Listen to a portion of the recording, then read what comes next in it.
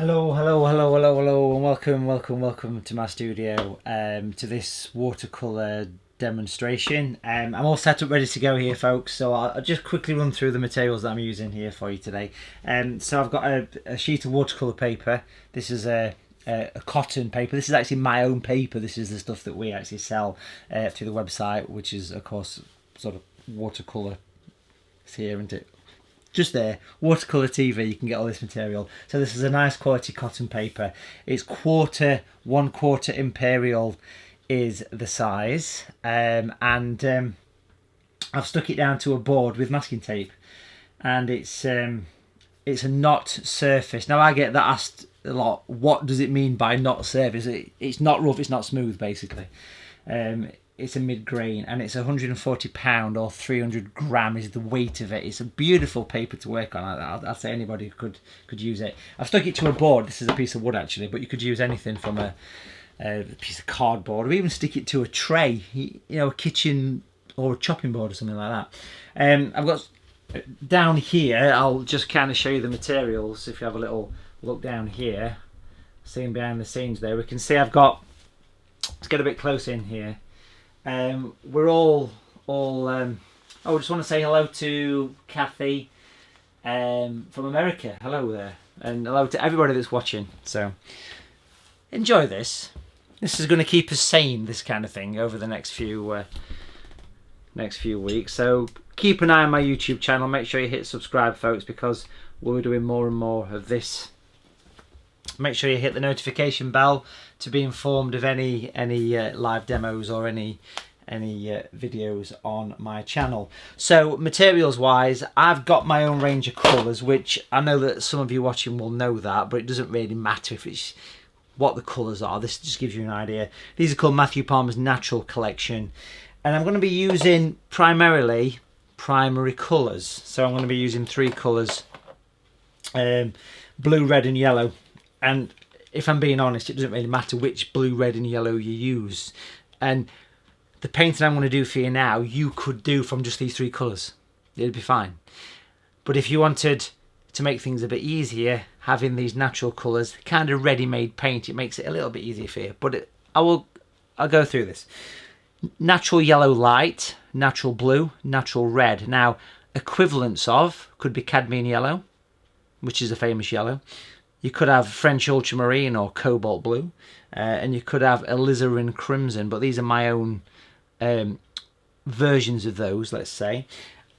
I'm going to be using some kind of white later on in the picture. This one is Matthew Palmer's Natural White. There's variations of this out there. So you've got things like titanium white, gouache, if anyone knows what gouache is, that's a similar kind of thing.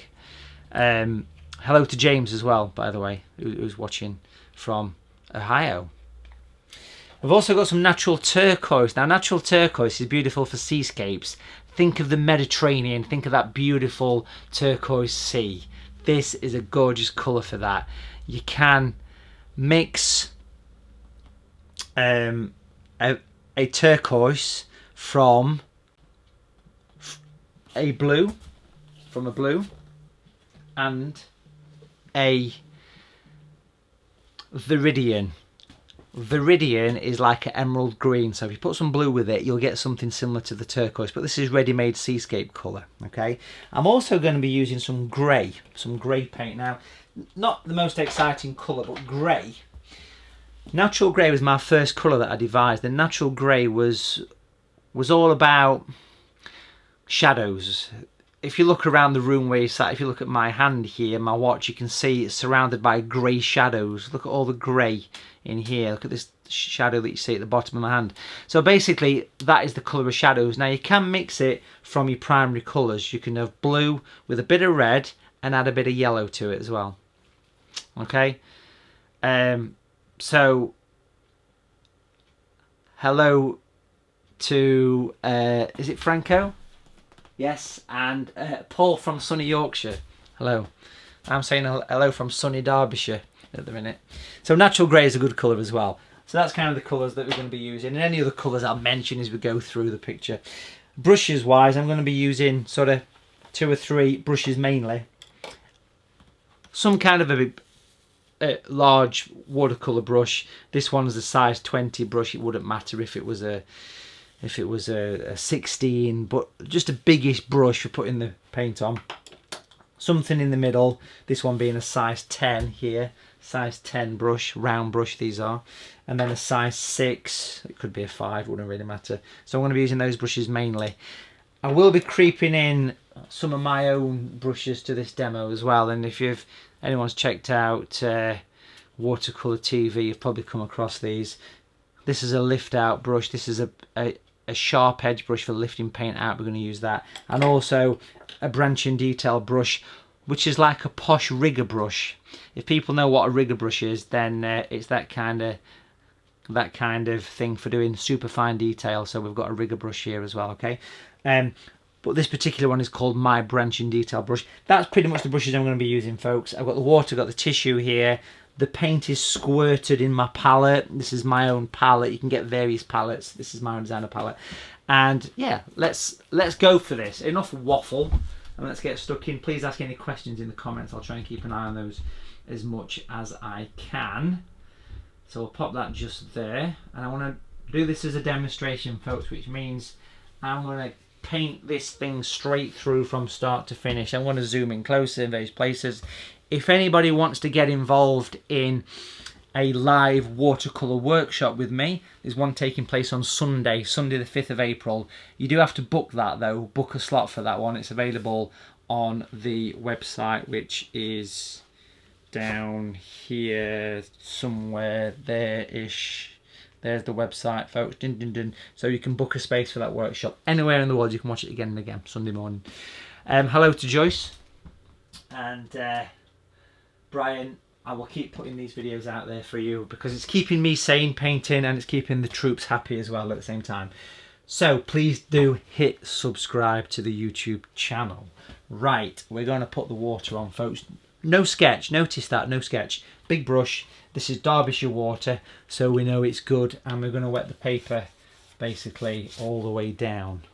Now, I always say this when I do filming and TV stuff. I always say that the colours never replicate what you see here. So I'm seeing slightly different colours to you. Not bad, but yellows and things tend to come out a bit more green on YouTube for some reason. So just bear that in mind. Okay, so at this current moment in time, I've got no idea what I'm painting, apart from it's a seascape. Hello to Wendy from Florida. Is the sun shining in Florida? Yes, and someone's mentioned her Chanda. We will be back on the Chanda in May. We're back there in May, so don't you worry, we will be there. I think it's the middle of May. Keep an eye out. In the meantime, you can get your fix on Watercolour TV. Just here. Loads of stuff happening on there. Now, because it's cotton paper, when you put the water on, you put it on twice. So wet it twice, because the first coat just absorbs it. The second coat allows it to go like this. It'll go a bit wavy, that's fine. Let's do the sky. I want something a bit dramatic here, folks, because I'm feeling in that kind of mode. Bit of drama in his life. Not as though there's enough drama happening in his life, but we'll get a bit more drama in his life. So a nice clean palette. And I'm going to use a bit of a yellowy orangey colour. So I'm going to take the yellow. Just a bit of water went in there. There's the yellow. We're going to take a bit of the red that I mentioned. There's the red, pop the red in there. And we're going to get a bit of an orangey, sort of tan kind of colour. Can you see that kind of sandy almost colour coming through there? And that's going to go in first. Now I want to twist that in. So basically it's like a twisty action. It's going in. You can't go wrong with this, can you really? We're going to twist it in. Put some horizontal lines across as well. That's going to be the start of the C. And we're going to see how this thing evolves, okay? We are going to get a bit dramatic with this, I'll mention that to you, okay? So that's a bit of a mix of yellow with a tiny bit of red. You can get that kind of browny orange. Hello to Dorothy from Canada.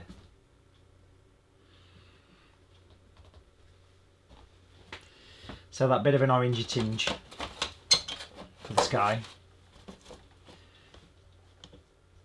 Just going to put a bit more red in that colour, because Just want to get a bit of red over this side, a bit of a pinky colour. So I just added a spot more red, basically.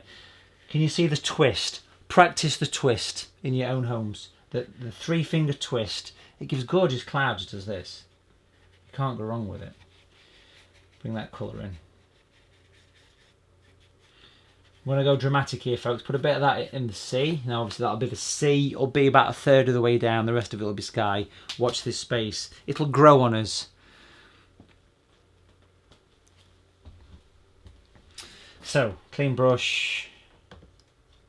And let's get some purpley blues in this thing. So we'll take the blue, natural blue I'm using. You could use ultramarine here. Pop a bit of red with it. So far I've just used primary colours. Can you see the kind of purpley blue tinge? I'll pop a bit more red if you want to. Now it's a good idea to wipe off the excess on the side when you do this kind of thing. And let's bring this colour into the top. This is a nice colour for bluebells and things. Talking about bluebells, on Sunday, that's the picture that we're doing, a bluebell woodland. So if you want to get involved in the live watercolour workshop, head over to Watercolour TV, which is here, and click on the workshop tab. You can see where we're doing the live workshop. You can ask questions, painting along in real time. It's a 4-hour workshop, folks.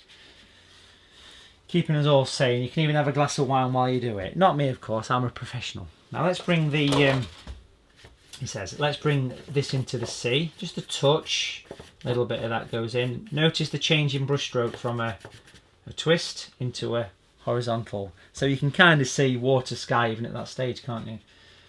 Now I want to bring some yellow into this. Now I mentioned that you can mix grey from these colours, the 3 colours. So if I put the yellow over the top of this, you can see it starts to go a grey, can't you? Can you see that? That's the same as using natural grey, but if you look at natural grey, it's ready made, but you can see that the colours are very similar there, can't you? So it's blue, bit of red, yellow, that'll give you grey. And I want to go a bit dark here. So it's the same twist. I want a bit of drama in this picture here, folks. These are lovely, these little bits where it leaves a bit of light. I'm liking that. I'm liking that. Hello, Paul. Hello, Elaine from France. Can we see the twist? Now, I want to clean my brush. And I want to put some horizontal lines. And I want to drag these lines down. So we can see we're starting to get that nice bit of cloud formation. We've sort of gone pale and now we're getting darker. I'm going to bring a bit of that grey in the water, but not a huge amount. Not too much of this. At least not at this stage. I want to go a bit thicker with the grey. So I'm using natural grey, but you could mix this yourself from blue, red and yellow. Just making the colour, same brush, a little bit stronger for you there, folks. You can see that sort of strength in colour that I'm pulling into play here. What could possibly go wrong? A nice bit of darkness. Nice bit of drama to this sort of coastal scene here. Natural grey. You get 50 shades of that in every tube. Hello to Kim. Yes, we had a wonderful workshop. It was the last workshop I did before all this virus thing kicked off. So it was nice to get one in, and everyone did a wonderful job of the foam box picture that we painted at Your Art Group in Rushden in the UK. So a nice bit of a twist here, look. Can we see this paper is still wet? I mean, seriously, I've got heating on, I've got studio lights on me here. This paper is still wet. It's a good advert, folks. And we are still shipping around the world at the minute. Postal service is still functioning, so don't be afraid of ordering. There's the clouds. We're going to make the clouds smaller as we get lower down. So I'm really trying to get drama into this watercolour here, folks. It's nice just to do a painting from scratch, and anyone that's into watercolours or any medium, I'd encourage you just to get a white piece of paper, get yourself 2 or 3 colours and just go for it. You can't go wrong with it. So a nice twist of the grey. Again, I'm now using natural grey because it's ready made for me. It's my own sort of design of colour. It's just good for shadows basically. Paper's starting to dry, so I'm going to clean my brush really well. This is the big brush, the 20. I'm going to squeeze it through my fingers. I'll show you that on screen so it goes flat. I'm going to spend a bit of time dragging down some lines. Can you see it almost gives the impression of rain coming down? Can you see this? If I sort of make the brush go a bit spiky, there you go. So imagine the distant sort of storm in the coastal scene. We can soften, we can blend away any lines we're not liking. I'm not so keen on those there, so we can soften them out. We can give that a bit of a soften here on this edge, and it just lets me spend a little bit of time working with the paint on the paper. And I'm sort of leaning back a bit as I walk away, making sure that I'm happy with the sky. I can recharge the brush. I always keep the tissue in the hand, but that's in case I start crying, because it happens. Good afternoon to Leonard from Northern Ireland. A dull Northern Ireland. Does that mean it's quiet at the minute, or does that mean it's dull as in the weather's dull? It's a bit dull here as well, to be honest. And quiet as well. I think the whole world's gone quiet. A little bit of a twist. There's never been a better time to do watercolours, folks, and I'm thoroughly enjoying doing live streams for everybody. Look at that beautiful dramatic sky we've created, okay? All from 3 colours, pretty much. The grey came into play. It's there if we need to use it.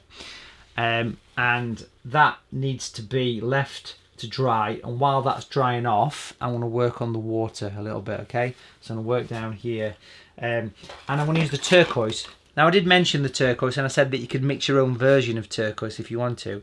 So it needs a specific pigment to make it work, okay? So that pigment would actually be,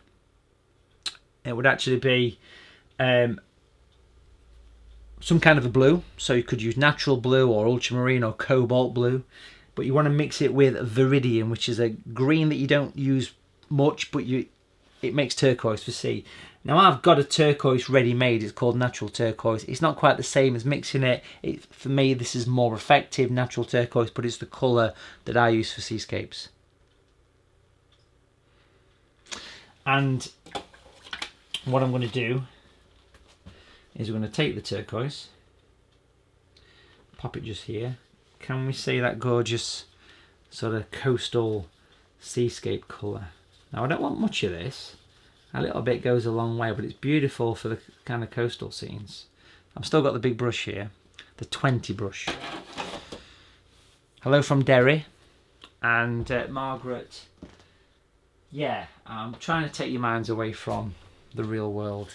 I think Margaret came on the workshop on Saturday that we did. The live workshop was this one on Saturday. This was the scene we did. This is this nice kind of sunset picture here with the boat on. Now, if anyone wants to have a go at painting along with me in real time, ask questions, that is happening on Sunday. Bluebell Woods.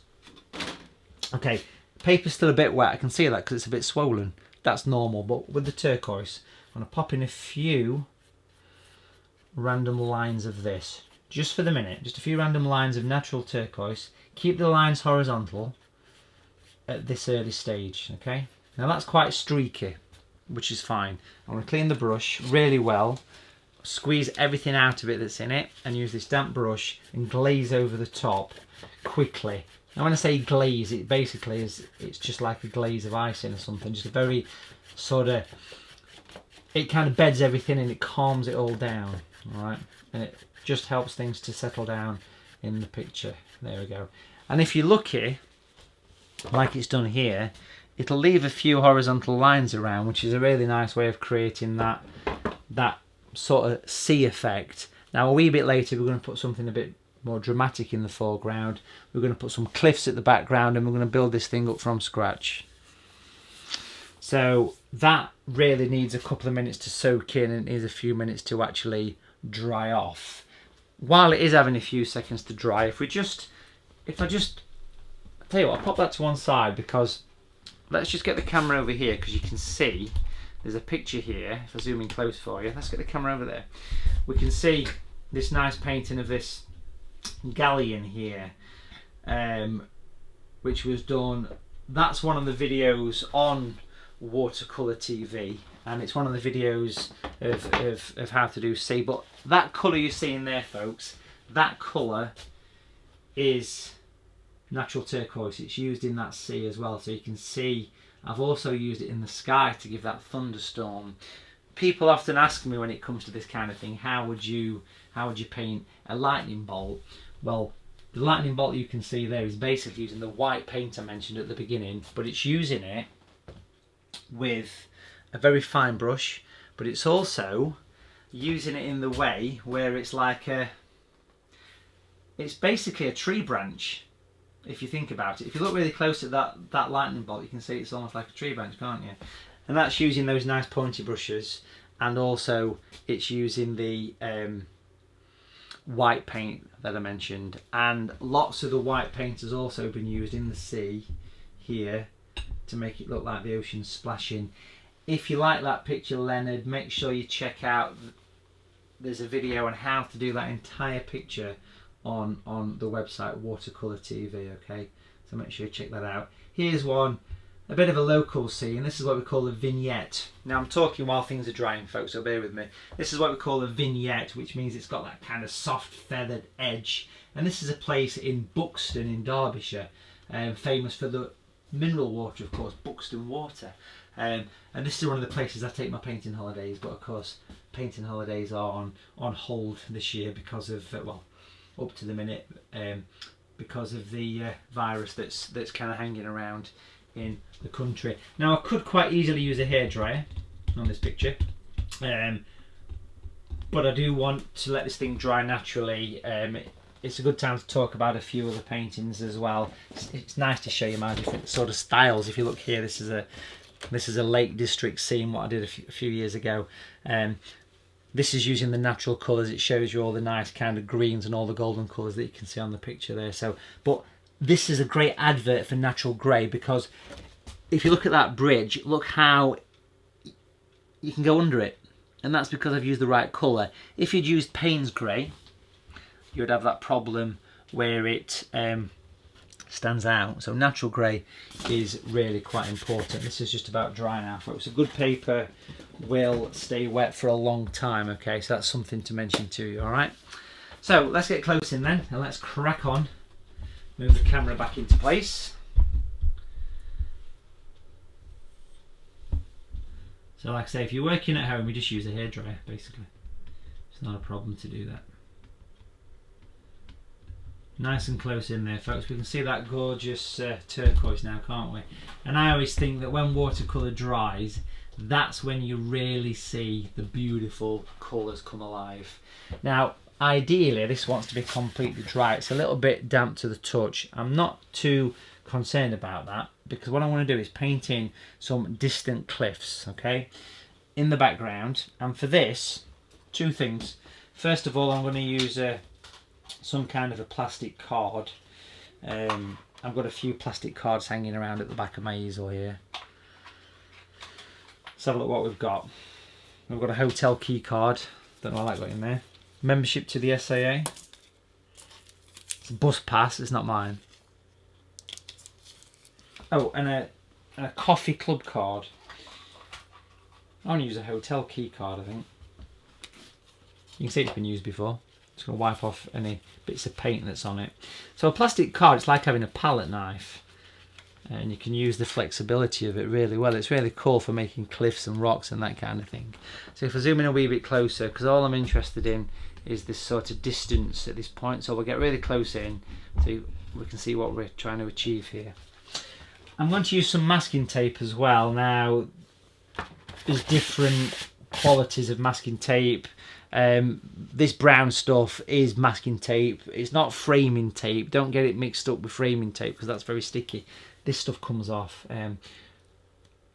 I get this in, and we do sell this online. So I'm going to take a bit of this tape here, and I'm going to make sure it's long enough to go across. I'm also going to do a good job of removing the stickiness from this thing as well.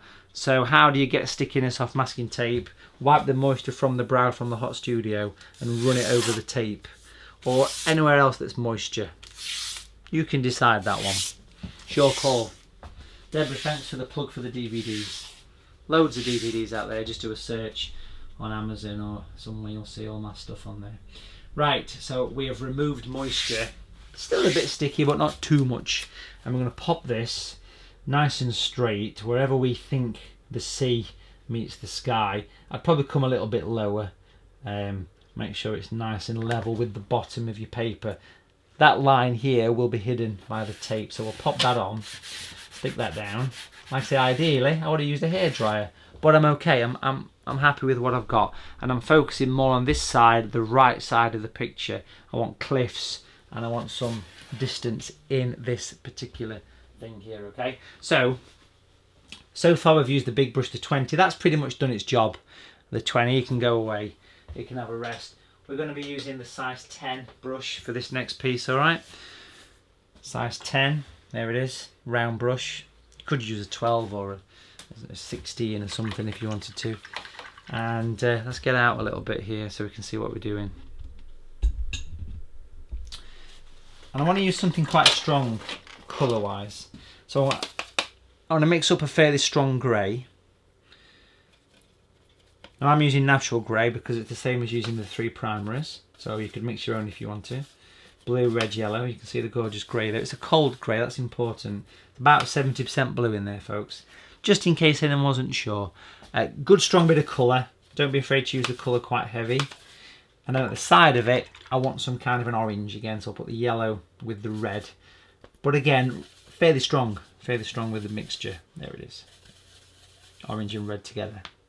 So those colours are going to work nice on these cliffs. I do want to get some green as well. Now greens, obviously you can mix yellow and blues together. I've got a couple of greens that I've designed called natural greens. There's a light one and the darker one. This is just called natural green, and these are designed to replicate nature. So I could mix the green, but I want to use natural green, the light one, because it's ready to go, and you can see what a wonderful colour that actually is. So there's a light green, dark green. So I've got strong grey, orange, and I've got the greeny colour down there. Just make sure this is stuck down, and what I want to do is plough straight in. The paper's dry, obviously, as that's why I've been waffling on for 10 minutes. And I'm going to use the grey to paint in some distance. I'll start with the grey. I'm going to go up here. I'm going to gradually step higher with a bit of a nervous shake as we do it. You can smell the fear, can't you? We're going to work this thing up.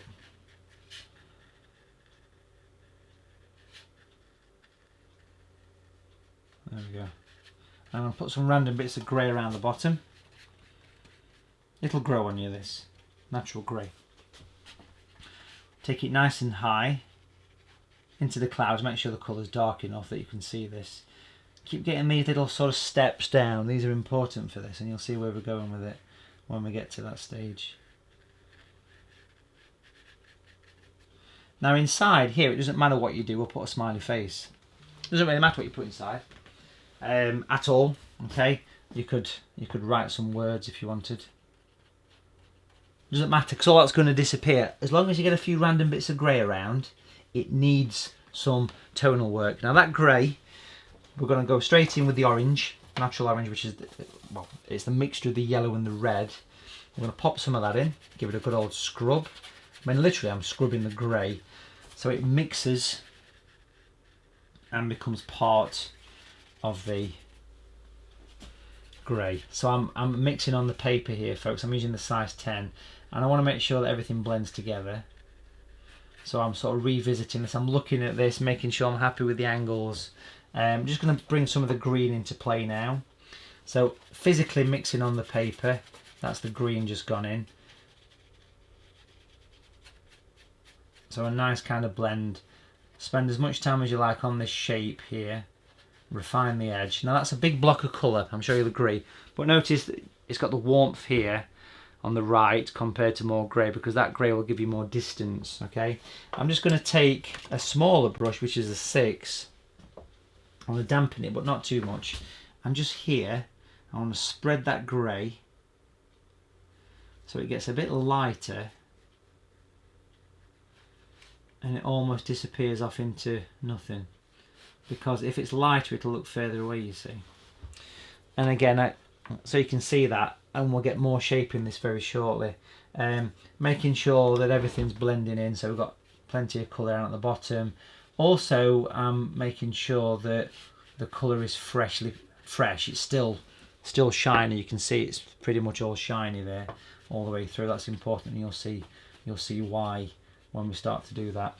Right at the top of this this cliff here, I want to mix the green with the grey. That's the light green, so I get a slightly darker green, something like this here.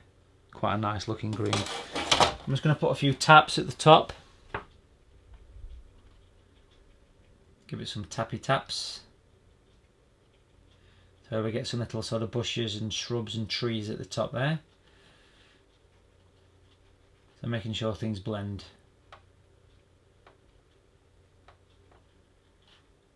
So basically just spotting. I'm just dotting away at the top there. And making sure it all blends into this area.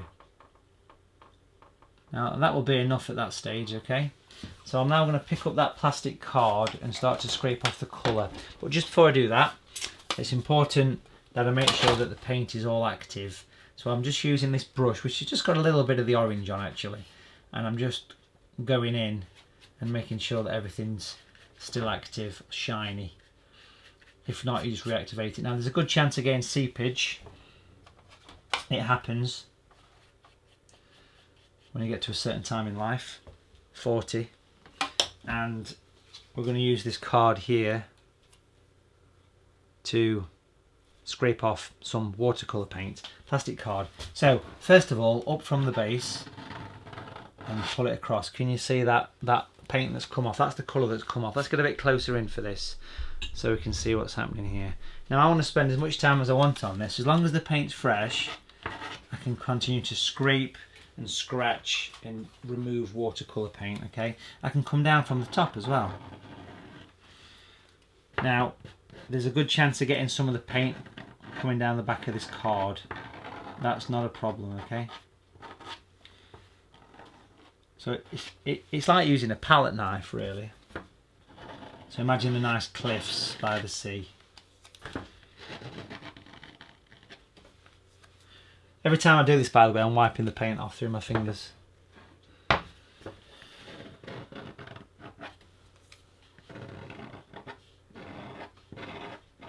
we go. It's quite addictive doing this actually.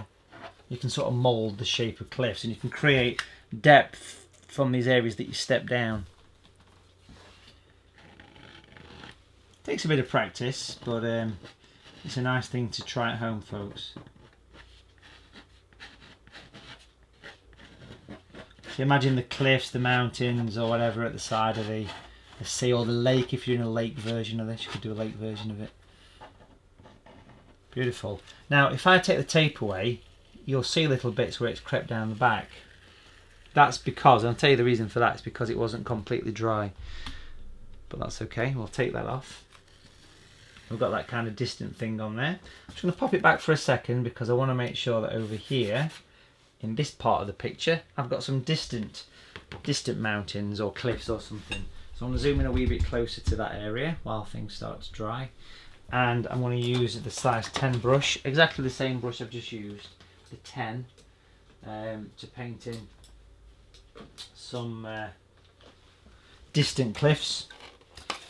So I'm just going to dilute the grey. Remember that's the blue, red and the yellow there, so you keep it nice and light. There we go, nice pale grey. Notice the wipe on the side, and then I can paint in some sort of distant mountains or something over here. Clean brush, give it a couple of runs over this piece of tissue here that I found in the garden. Just going to use a bit of water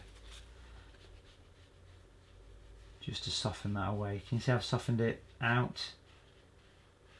So it looks though it's really behind everything. Then I'll take the tape off, and that's given me my kind of, if we zoom back a bit here so we can see the whole picture. We've got the starting point of the scene. Make sure we can see the whole thing, of course. There we go.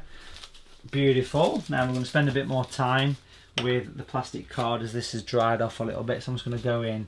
There's a few little bits I can just continue to scrape paint off with, because as long as the paint's active, you can continue to scrape away. but without destroying the paper. So just be a bit cautious not to be too aggressive when you do this effect. But it really works nice, and you can see the distance that you're creating. How's it looking, folks? Let me know in the comments, please.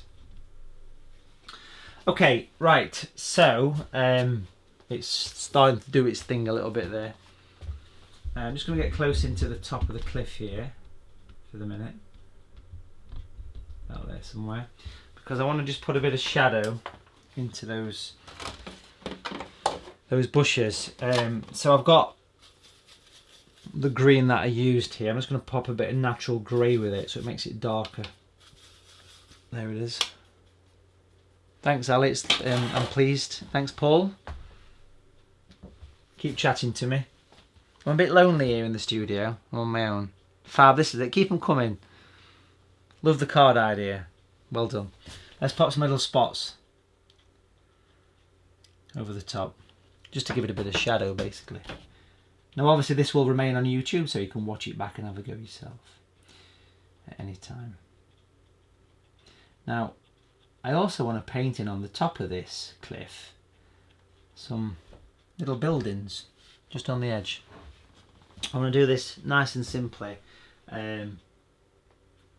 You're a bit lonely too, Paul. Well, you're not now because you're joined by everybody else who's watching the demo.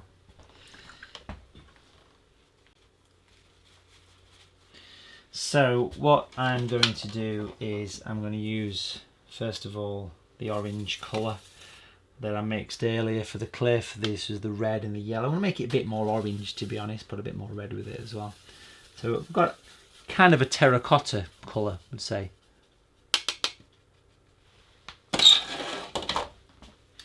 And I want to paint in just here. Let's get a bit closer in, because that's the benefit of this. We can get nice and close in, of course. Let's paint in some little distant buildings, little shacks or little coffee shops on the top of the hill, the cliff. Bring a little line coming down here, little cottages or something. That's the roof of one. Okay, this is using the orange colour. Mixture of the two, yellow and red.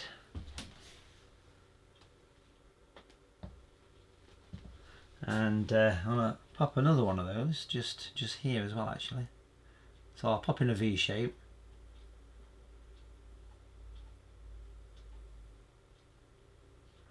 Little spikes on the top, just helps to give it some character in it. And now the brush I'm using is a size 6 brush. It's quite a pointy brush, you can see that. Brushes do wear out. I'm sure you know that yourself. If you've come across your number 6 brush, it might look like that as opposed to this. So just bear in mind it might be ready to be replaced. They don't last forever, these things, folks. Okay. Now I want to use a fairly strong grey to put some shadows in that building. So it's exactly the same grey I've been using. So it's the blue, the red, the yellow, or straight from the tube, natural grey. Yeah, when it comes to scraping out the colour, question just come through there that you leave it too long. It is a timing issue when it comes to doing this rock effect. I mean, it's very effective, but it's a technique that takes a bit of time to learn and to master. So just kind of bear that in mind. Now I want to use this nice and strong, this grey. I mean, this is very thick paint I'm using. I'll just kind of show you the colour there. So there's just a little dot of water in there. All right, and I'm going to use this colour very strong to paint in the side of the building here, just a little touch, and then come down here, and hopefully my hand's not in the way too much, and go into the apex of the building. Okay, so obviously these are very small buildings on the side. Now once I've got to that stage, let's get closer in. We'll clean the brush, we'll wipe the brush almost dry over that piece of tissue there, and then we're going to soften the colour over. We're going to blend it in with an almost dry brush, just a little bit damp for you there.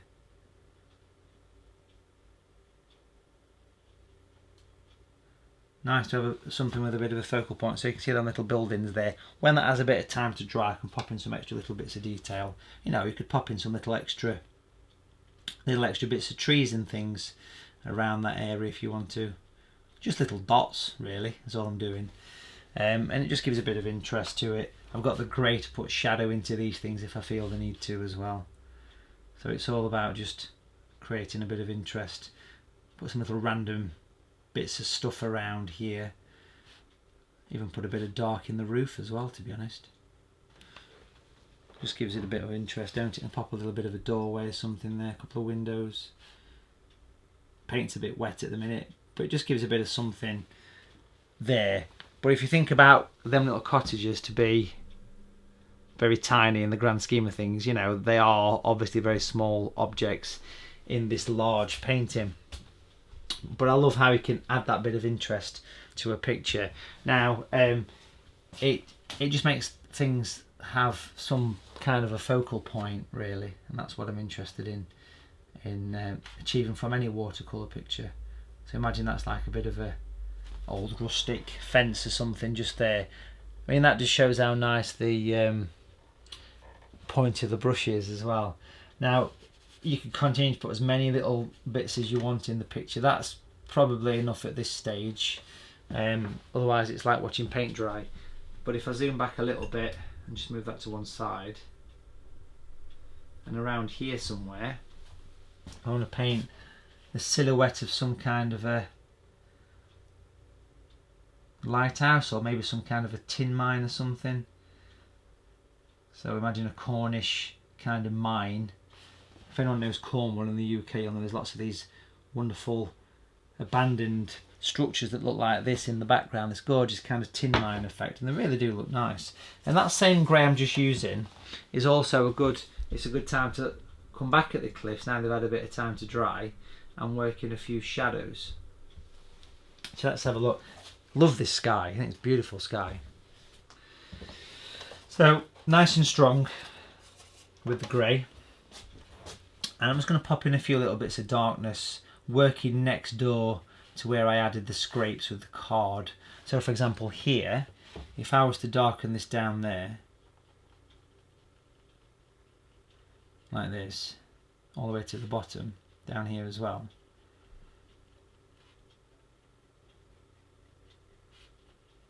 and I can put a few of these in and then I'll soften them in a second. You'll see where I'm going with this. Put one here as well, because it's pretty much dry there now, so I can do this quite happily. Nice clean brush, got the tissue here. I'm going to give it a couple of taps, and I'm just using a bit of water, but not too much. I want to drag that grey to the left, scribble it, because watercolour is fugitive, which means it doesn't really permanently bond to the paper. It depends what colour that is, of course, but lots of the colours allow you to work back into them and put shadows and blend and reactivate the paint, etc. for the cliffs. And it just means if you didn't quite do a great job of your plastic card scrapey stuff, it allows you to go back in and just put a bit of extra time into them at a later stage. Nice. Lovely.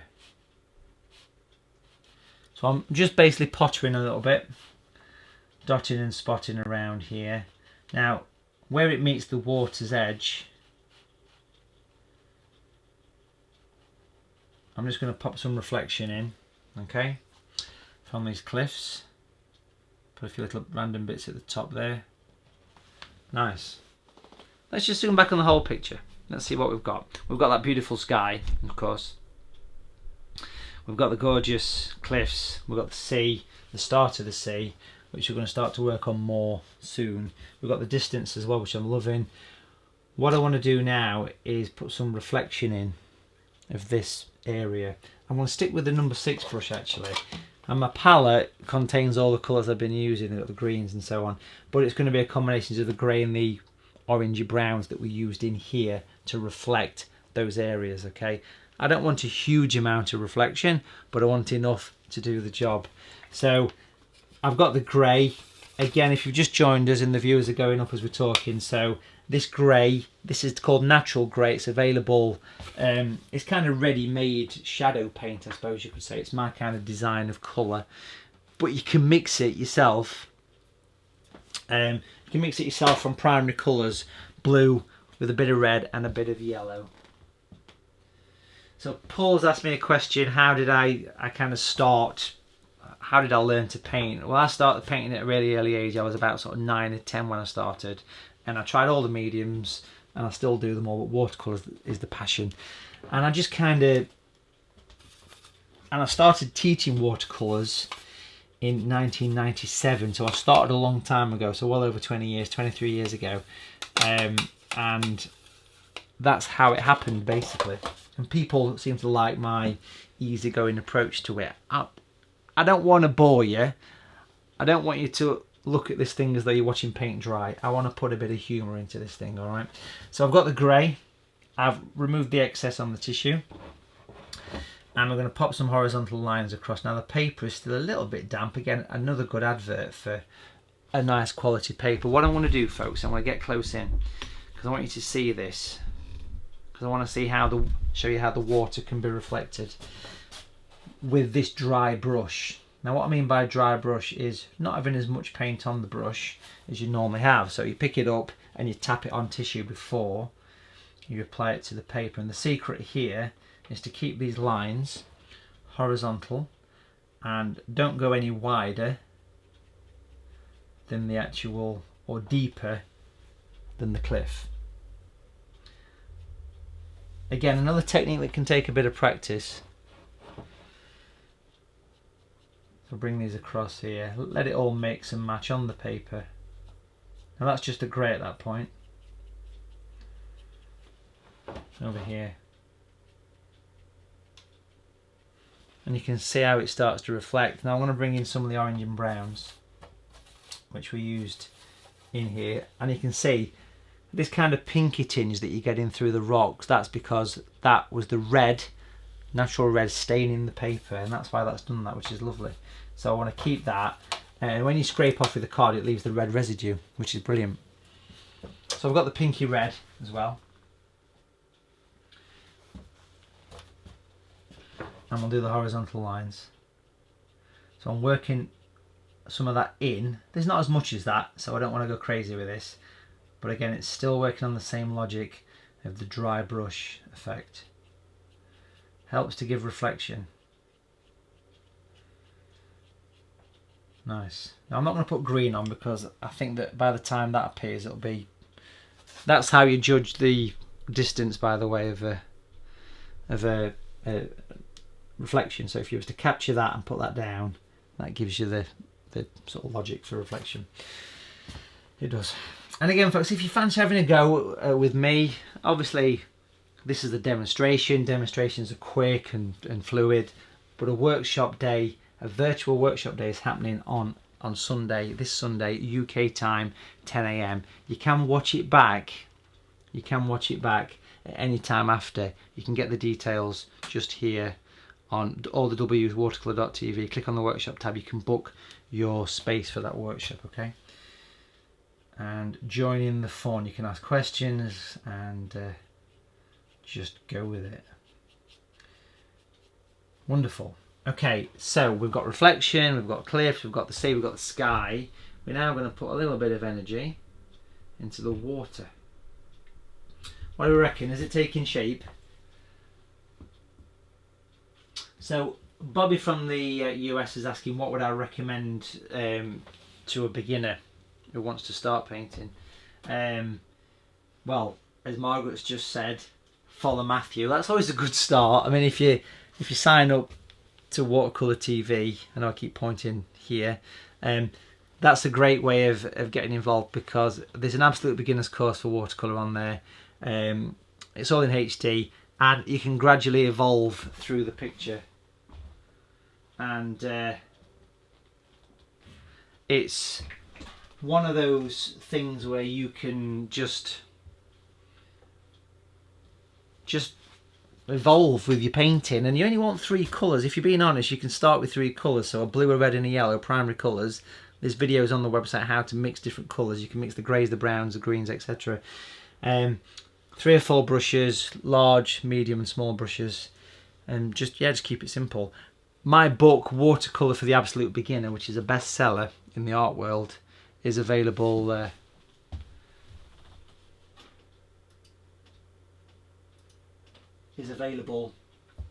for purchase through Amazon. You can get it worldwide through Amazon, and that is a great way of getting stuck in with watercolour painting. Okay, so let's put some bobbing water, and we'll come back to the 10. This is still a little bit damp, you know, which is great. Dorothy says she can't see where to click for the workshop, but I can probably help you out with that, Dorothy, because I can probably pop the link in the comments. Just bear with me a sec, I can kind of show you that. Maybe. Or even better, I'll show you on my phone actually. This is all good because this is giving me time to let this thing dry. So if you go to Watercolour TV, I don't know whether you can see this very clear, and basically just below where I am there's a little link that says Watercolour Workshops, and the first one on the list is the live workshop that we're doing on Sunday, and then at the bottom you can click add to basket. So there you go, have a look at that because you'll enjoy it. We had a great time on Saturday painting this scene here. This was the sunset that we did on the virtual workshop, and it's been so nice to see all the comments. Right, so I want to bring some lapping water. You know, water sort of bobs a bit like this in the foreground for the sea, not too aggressive. So it's back to the natural turquoise again. I mentioned you can mix this from this is ready to go from the tube, Matthew Palmer's Natural Turquoise. I want to mix it with a bit of grey. You can mix a similar colour from blue and Viridian. So this kind of coastal colour here. I've got the size 10 brush. And if you imagine the most naive water you could imagine, basically that. But lots of that, and that's the secret to doing sea. Okay, so basically we're going to keep doing lots of lapping water here in the foreground. We're going to keep going up and down, little spikes, and as one bit dries we'll do another one, and then we'll put some highlights to go with this. Can you see how we can start to get a bit more realism? So it's not just doing 2 or 3 and leaving it, it's kind of continuing the process and building this thing up as you go through the entire painting, and that's really what it's all about here. So little sort of wavy lines, which as I go further back into the picture, these wavy lines will become more calm, and as this dries off I'll go back and put a few more over the top, you see.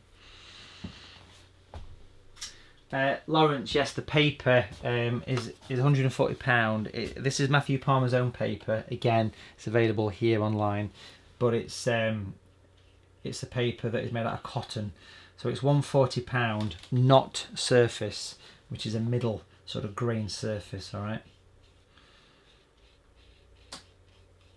So I'm working this up towards the horizon, little horizontal lines. Can you see how you can sort of taper this thing away? And when it dries, I'll keep doing more of this. But just look at this stage, how it's starting to create depth in the scene. That's the job. That's what I'm interested in. So it is starting to dry down here. So I want to come back in and do a few more over the top. Ups and downs, lapping waves. There we go.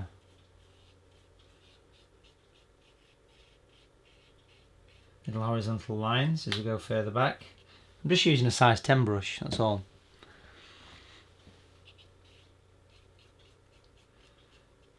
Is this not pure escapism?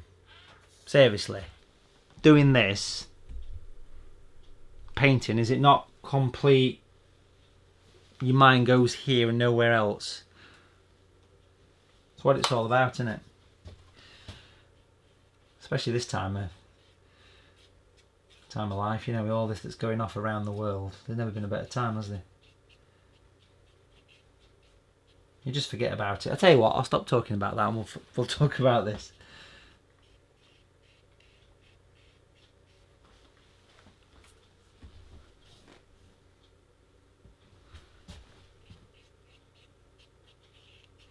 go, so keep adding little horizontal lines, almost little flicks as you get towards the back. Put a few over here as well. I'm going to make the colour a bit darker, so I'm more of a grey based colour there. Bring some over here. So I just want to bring a few darker ones into play. Ups and downs. Especially in the corners, down here, because it lifts it. If it's darker here, it lifts it forward. This is the grey with the turquoise, basically.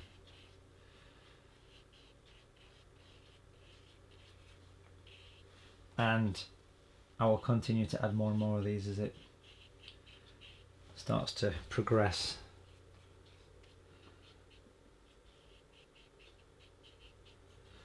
Nice, so we can see, leaving this light, by the way, that's not going anywhere, that is as is.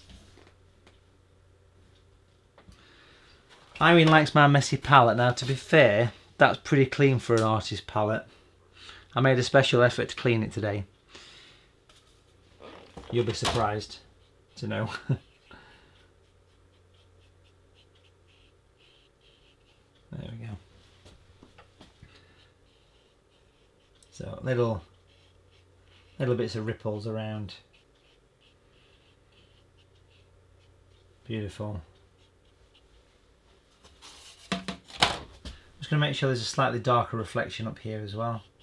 So I'm actually coming back to just using a grey now on its own. And you know where you put the darkness in the rocks a little bit earlier, where we did. Let's get a bit closer into that actually. There we go. So where I popped in some darkness, these bits here, I can reflect those by going the opposite way. Doing a few horizontal lines on there as well. Look. It all helps.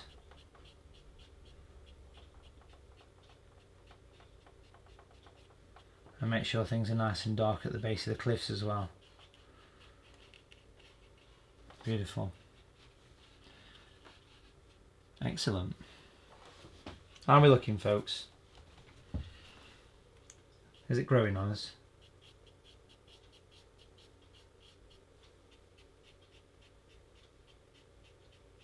Nice. Okay.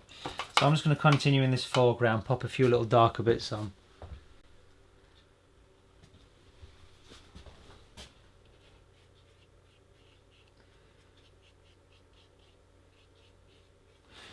Marvellous.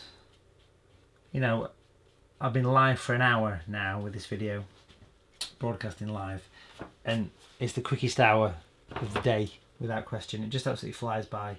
It really does. And it's one of those things where it's just total relaxation, really. And I hope it's nice to watch as well, folks. I'm sure it is, but let me know in the comments. Make sure you hit subscribe as well, folks, while you're sat watching, because I'd love people to follow me on YouTube.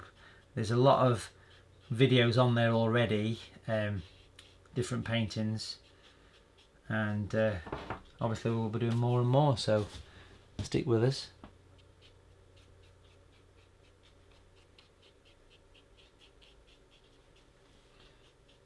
Now, I keep looking back at this. I've got the water.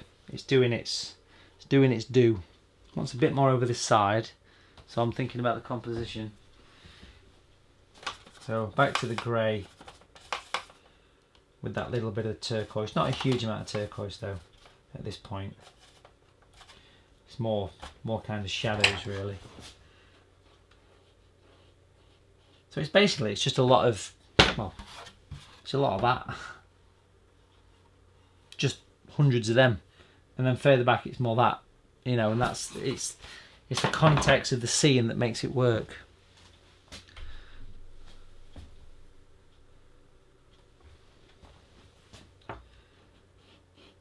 There we go.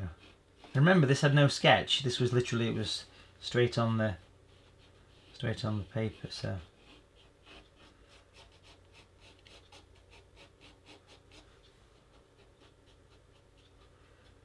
nice. I think that's probably enough there, to be honest. I'm just going to revisit the distant mountains, this misty one here. I just want to make it a little bit darker at the bottom, okay? Not Not much really, just a touch, and pop some shadows in the mountains, almost kind of separations. It's just a pale grey I'm using here. I'm trying to make sure that things are a little bit darker just there.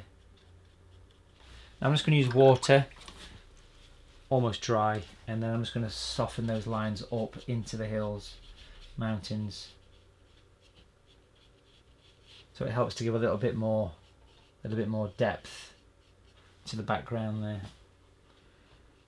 Super. It's quite addictive doing these ripples in the water.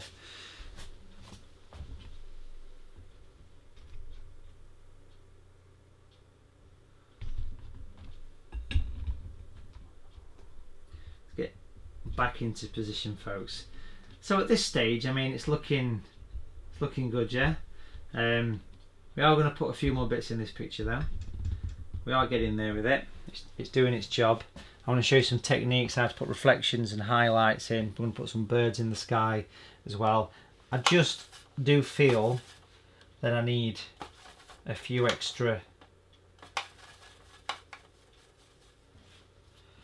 of these tall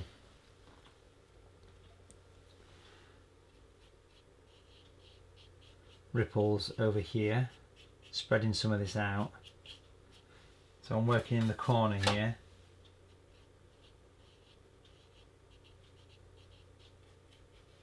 There we go. Love this turquoise, beautiful colour. I'll come back to the browny orange colour, which I've still got in the palette from when I did the mountains and the cliffs, and pop a little bit of extra reflection on of that colour. Notice it's made up of horizontal lines. I'm sort of flicking in one direction. Little flicks in one direction. That sounds like two Simon Cowell bands, does it? Little flicks being the alternative version of Little Mix, of course. Just making sure this is nice and built up.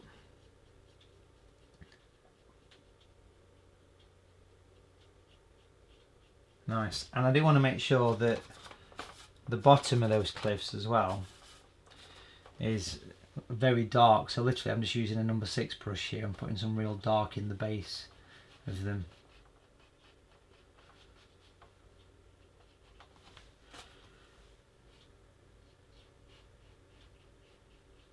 There we go. So I know that's probably not something you're seeing that well, but it's there. It's just giving me a bit of darkness to the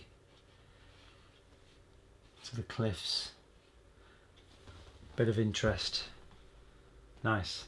So we've got definite reflection, we've got definite lapping water. While I'm using a darker colour, a darker grey, again you can mix that from the 3 primary colours.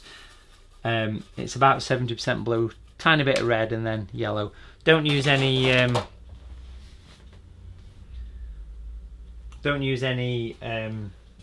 Payne's grey if you can help it. Pop in little bits of, because it's pure black, Payne's grey. So I'm popping bits of grey, just a few extra little bits of ups and downs in the foreground here. Over this side as well, bring some ups and downs in. So it's being a bit more precise about them now.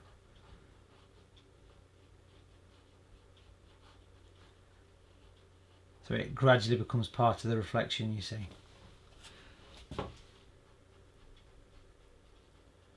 Lovely job.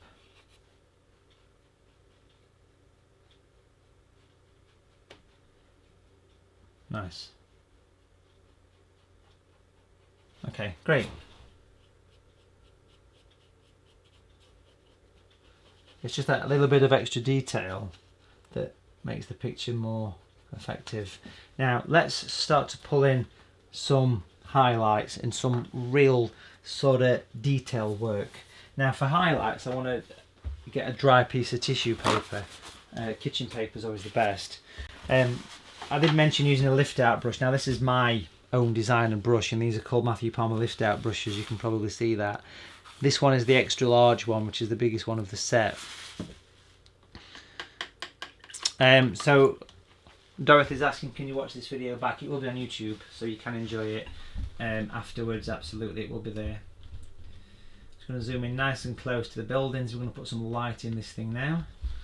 So using a damp brush through the fingers, I'm going to start off by putting a few highlights on the edge of the cottage roof. Now I'll take the tissue and press it quite firmly, and can you see it takes the paint off. Now I can also do a similar thing down the corner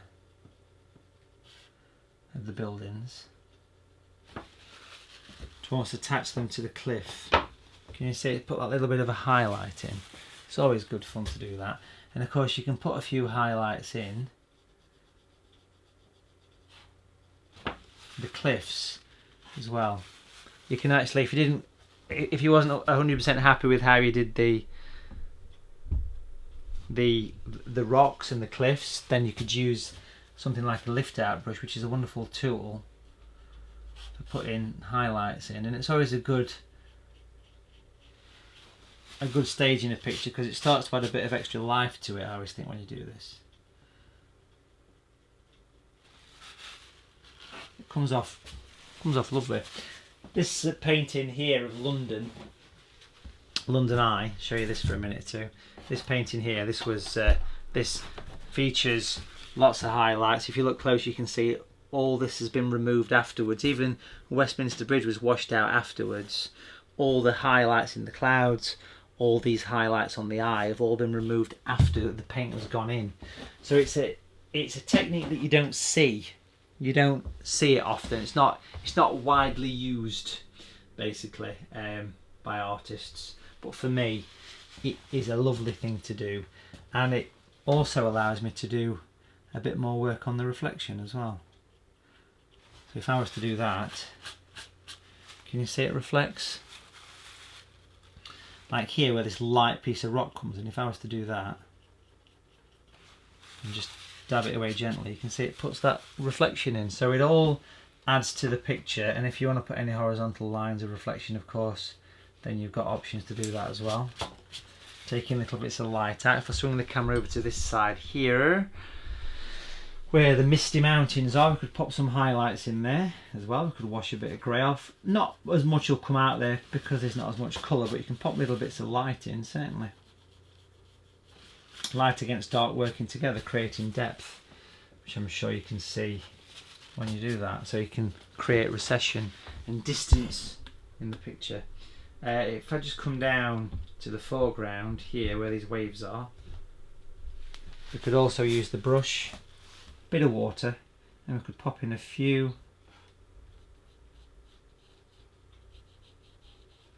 highlighted waves. So this is like literally right on the edge of the paper here. But you can see it taking that bit of colour off, can't you, when you wipe it? So it's just making things look a little bit more interesting.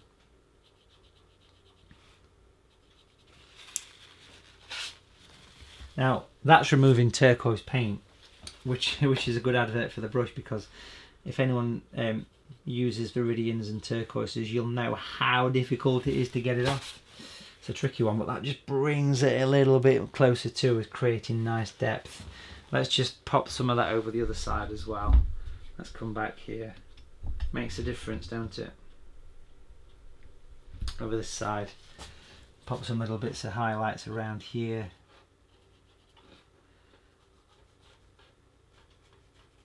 Remember, all this was done from nothing. This was just a white piece of paper when we started. You know, so watch the video back and have a go yourself. But remember that we are doing the workshop on the virtual workshop on Sunday the 5th, this Sunday, the 5th of April, so you can watch it back. Sign up on the website. Here's the link for that. I pointed it with the brush just here. You can go there and you'll see where it says workshops, and there's the virtual workshop, which is a bluebell wood. So it's a bluebell wood that we want to paint with you. You can ask questions, we'll take your time with it, and we're going to just enjoy it. We had a wonderful day on Saturday doing a virtual workshop. So many nice comments coming back.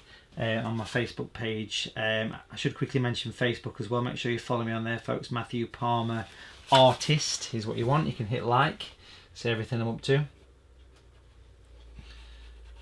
Beautiful. Again, what a difference that makes to the water. Let's come back a click. Let's take a look at it there. And as Lawrence has just mentioned in the comments, yes, absolutely. Lifting out is it's not a massively known technique, but it is, for me, it's an essential part of what I do as an artist, because it makes a big difference. It makes the scene work all of a sudden, you know, and that's what it's all about. It makes that water lap. It's given reflections here. It's put life in the buildings at the back as well for the scale. And there's just one more thing I want to do with the reflection. That's back to the 6 and back to natural grey. Fairly dry colour, not much paint on the brush there at all. And I'm going to use this with the 6 brush and slightly dry with the tissue here. I want to pinch the brush. Have a practice at this. Just try that again. Pinch the brush so it goes spiky. There we go. And then if we get close in, we're going to pop in some reflections, downward reflections. Now I want to do this. I want to sort of move the camera over here, because I'll tell you why, because I kind of get in the way. I have to stand literally in front of the picture, otherwise it leans. And I'll show you this close up in a minute so you'll see it much better. These are going straight down, by the way. Now on the camera they might look as though they're a bit drunk, but that's because of the angle of the camera, but these are going straight down. And it's just on the edge. Now I call these, and please don't laugh, I call these skid marks. It's basically that. Like a dry line, and it is always something to practice, especially if you've never done it before, because it's so easy to put too much on of this. But it just gives a little reflection, and it just helps to give a bit of depth, and you'll see this when I turn it the right way in a minute. It'll work nice where this abandoned mine thing at the back is there. It always helps. And while I'm close in here, just making sure I'm nice and dark on this edge. So they are horizontal. Putting a few more horizontal lines across there. And of course these are straight down, these are vertical, these lines, these skid marks as I call them. Call them what you want, but it's part of water, and it just helps to give that nice little bit of kind of spit and polish. Let's bring the camera back into view, so we're looking straight on this thing again rather than drunk, and you can see the sort of downward lines, can't you? If you look at a painting like this landscape scene that we mentioned, you can see the same skid mark downward lines in the water here. Just gives a bit of depth, which is what you want in water, not so much on the sea with it being more motion. Just want to put a bit more dark at the bottom of this mountain here. Make sure it's got a nice dark edge to it there. Lovely. And using a very thick, strong grey, very strong grey. I'm just going to make sure I've got plenty of little bits of detail in the building here. Some little windows and things. Buildings at the top. I'm also going to put some birds in. Now I didn't use those pointy brushes, did I? I mentioned them, but I've not used them, so that's fine, because this brush is pointy enough anyway to use. So I'm just going to pop in some seagulls. So if you do one side, put the shadow underneath, leave a gap, do the other. That can be a nice close-up seagull flying in. Do some smaller ones, of course. Pop one up here as well. So it just helps to give an impression of a couple of birds. We'll pop a few more in as well. Towards the bottom, look. Adds a bit of life, don't it, when you put your birds in. I always think especially on a Seascape. I mean, you expect to see quite a few, don't you, hanging around.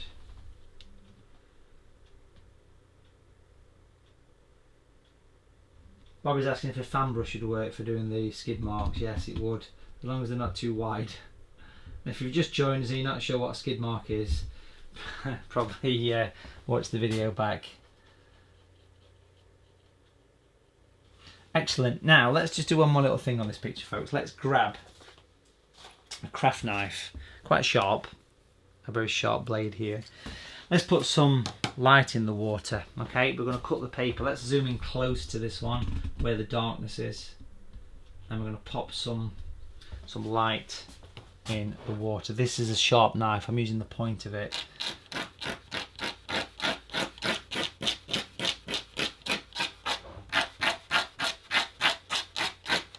Can you see it makes that kind of sparkle effect? Especially over the dark reflection. Now, right on the edge where the water meets the cliff, you could actually, if you look close at this, you could do some little splashes. Sort of dig and flick. Don't be afraid to do this. It's quite nice. It makes it look like there's a bit of a splash of something going on. Just gives it a bit of interest.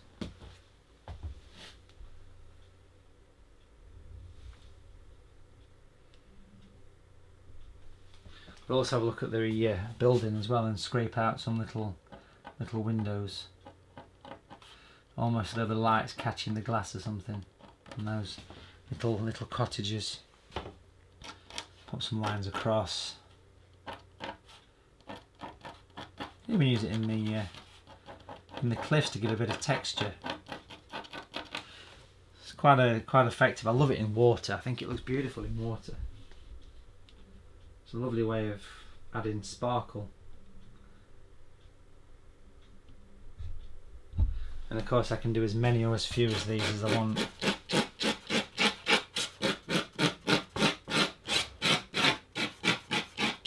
Now I mentioned using white paint at the beginning. I said that we may use white paint. We've not used white paint. Instead I'm going to use the knife to do some horizontal light in the water, in the back half of the water. Can you see that sort of scrape effect? Now as I come lower down, I'm just going to ease it off and leave it. It's mainly here where it disappears off and where the reflection is, and that's really where I'm interested in seeing. Okay, so if we zoom back on this, take a look at it. Let's have a look at this thing with a mount on, a frame, a beveled mount, because it always looks nice if you do that. So if we pop in a bit of tape at the top so I can get the mount on, and then we'll take a look at the picture. Pop the frame on. Always looks nice with a bevel mount on. And there you go, folks. I think we have a finished watercolour picture there. Let's get a little bit closer in so you can see what we've painted there. So just take a look at that gorgeous sky, folks. Have a look how we painted the wonderful cliffs. Of course, using the plastic card for scraping off. Just using a few colours. Remember, it was the light yellow, it was the red, it was the blue, and that will let you mix purples, pinks, and the rocks and everything. Yeah, it's made a wonderful thing, folks, and I've thoroughly enjoyed that. So please do check out the website Watercolour TV, and I hope you enjoyed watching along with a coffee or a glass of wine, because I thoroughly enjoyed painting that with you, folks. Check out the website Watercolour TV for hundreds of hours of tuition. Make sure you subscribe to YouTube, and yeah, enjoy being at home, and why not start a new hobby? Get yourself painting. I'll see you very soon, alright?